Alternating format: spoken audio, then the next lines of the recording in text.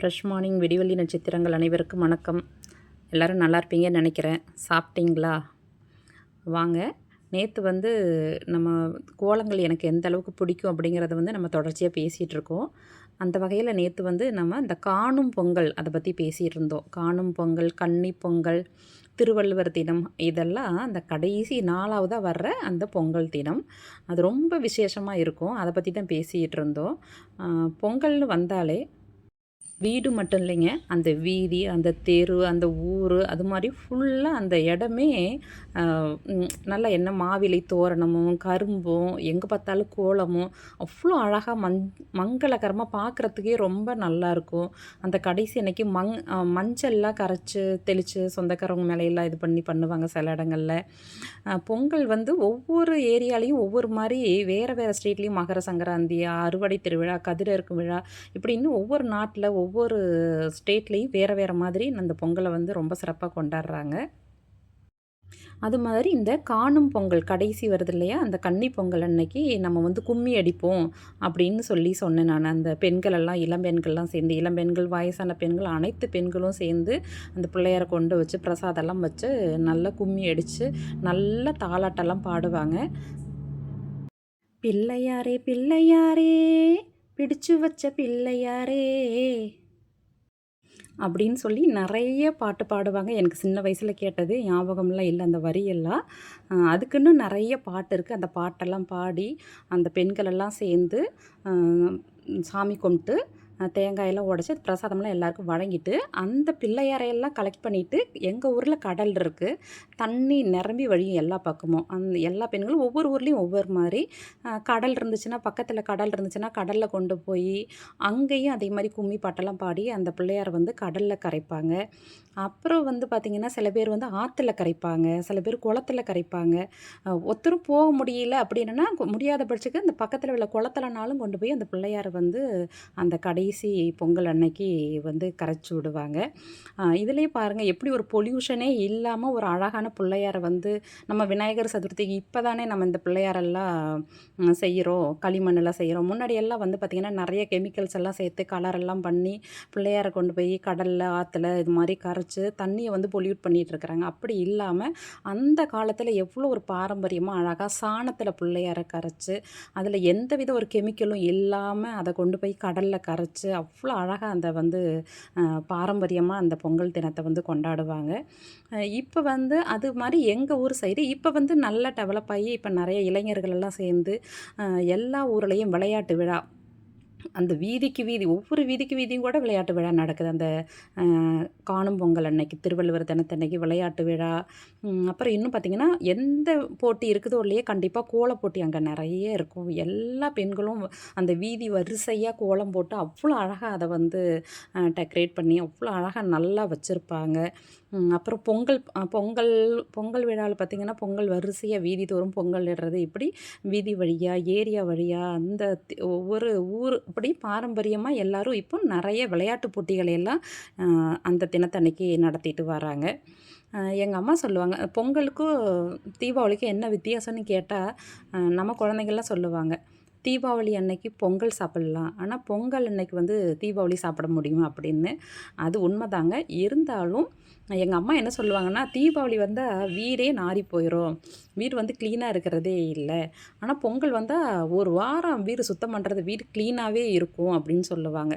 ஏன்னு பார்த்தீங்கன்னா, நம்ம தீபாவளி அன்னைக்கு நிறைய பலகாரம்லாம் செஞ்சுட்டு அந்த எண்ணெய் சட்டியிலேயே உட்காந்து இப்போ மாதிரி கொஞ்சம்லாம் செய்கிறது இல்லைங்க.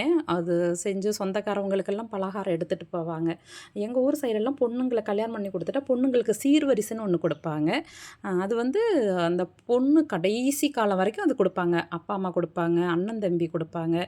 கடைசி காலம் வரைக்கும் அந்த பொண்ணு இருக்கிற வரைக்கும் அவங்களுக்கு சீர்வரிசை கொடுப்பாங்க. தீபாவளி மட்டும் இல்லைங்க, பொங்கலுக்கும் அந்த சீர்வரிசை கொடுப்பாங்க.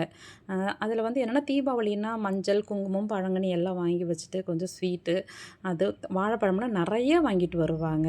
அது வச்சுட்டு பணமெல்லாம் வச்சு அவங்களுக்கு இங்கே வர்றவங்களுக்கு கறி விருந்து போடுவாங்க. அதே மாதிரி பொங்கலுக்கு பார்த்திங்கன்னா, அந்த பொங்கலுக்கு தேவையான இப்போல்லாம் அதெல்லாம் வாங்கி குடுக்குறாங்க. அரிசி, பருப்பு இதெல்லாம் பொங்கலுக்கு தேவையான அரிசி, பருப்பு, கரும்பு இதெல்லாம் வாங்கி தருவாங்க. மஞ்சள், குங்குமம், பழம் எல்லாம் தேவையானதெல்லாம் வச்சு முன்னாடியே வந்து பொங்கலுக்கு முன்னாடி, அதே மாரி தீபாவளிக்கு முன்னாடி அப்பா, அம்மா, அண்ணன், தம்பி எல்லாம் வந்து குடும்பத்தோட வந்து சீர்வரிசை குடுப்பாங்க.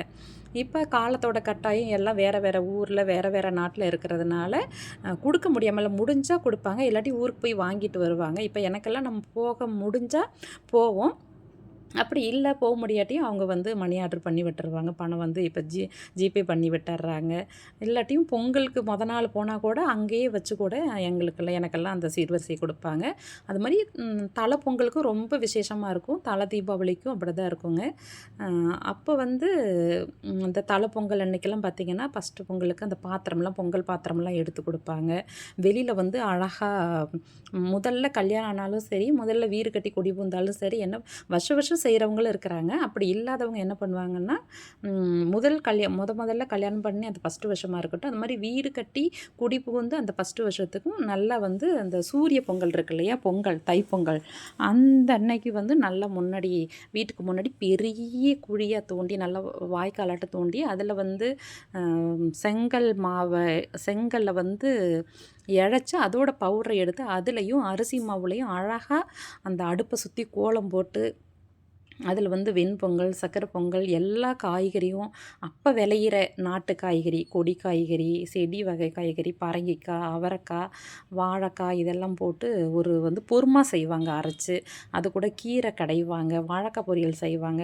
அதெல்லாம் செஞ்சு எல்லாரையும் பக்கத்தில் உள்ளவங்க எல்லாரையும் கூப்பிட்டு அன்னைக்கு சாப்பாடு போடுவாங்க. பச்சரிசியிலேயே அந்த சர்க்கரை பொங்கல், வெண்பொங்கல் வந்து மிளகு தாளிக்காம பச்சரிசியை பொங்கலாக வச்சு அன்னைக்கு சாப்பாடு கொடுப்பாங்க.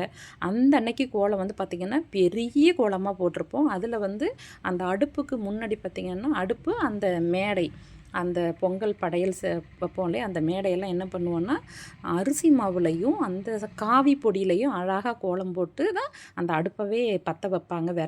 விறகு தான் வச்சு அன்னைக்கு சமைப்பாங்க வீட்டுக்கு முன்னாடி. இப்போ நம்ம எல்லாமே குக்கர்லேயே செஞ்சிடறோம். அப்போ வந்து கல்யாணத்துக்கு வாங்கி தந்த அந்த பொங்கல் பானையை அந்த வரிசையோடு தருவாங்க. அந்த பொங்கல் பானையிலேயே தான் பொங்கல் செய்யணும். ஏதோ ஒரு தடங்கல் வந்துருச்சுன்னா கூட என்ன பண்ணும் சில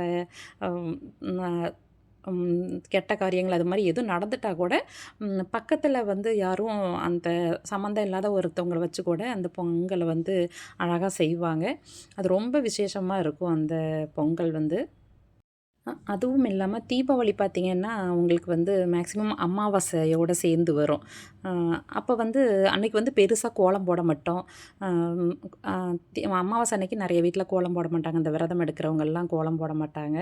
ஆனா வந்து பொங்கல் பார்த்தீங்கன்னா, மங்களகரமா வாசல் தெளிச்சு அவ்வளோ அழகா கோலம் போட்டு பொங்கல்னாலே ஃபர்ஸ்ட்டு வந்து கோலம் தாங்க ரொம்ப ரொம்ப ஸ்பெஷலு. அதுவும் இல்லாம தீபாவளி அன்னைக்கு வந்து பட்டாசு வெடிச்சு ரொம்ப சந்தோஷத்த வந்து நம்ம பட்டாசு வெடிச்சு வெறும் குப்பையாக்கி தெருவெல்லாம் பார்த்திங்கன்னா குப்பையாக இருக்கும். திக்கு திக்குன்னு எப்போ பார்த்தாலும் பட்டாசு வெடிச்சபடியே தான் இருக்கும். ரோட்டில் ஒரு வண்டி போக முடியாது. எப்போ எந்த இடத்துல பட்டாசு வச்சுருக்குறாங்கன்னே தெரியாது. அந்த அளவுக்கு ரோட்டில் எல்லாம் பசங்க பட்டாசு வச்சுட்டு அந்த ஏரியாவே குப்பையாக அப்படி தான் இருக்கும். ஆனால் அதில் ஒரு சந்தோஷம் இருக்கும். ஒரு புகை மூட்டமாக இருக்கும். ஆனால் இதில் பொங்கலுக்கு பார்த்திங்கன்னு வச்சுங்களேன், எல்லார் வீடும் வாசல் தெளித்து அது வந்து ஒரு வாரத்துக்கு முன்னாடியிலேருந்து அந்த போகிக்கு புதியன பழையன கழிதலும் புதியன புகுதலுங்கிற மாதிரி அந்த முன்னாடியெல்லாம் போட்டு குப்பையை எரிப்பாங்க.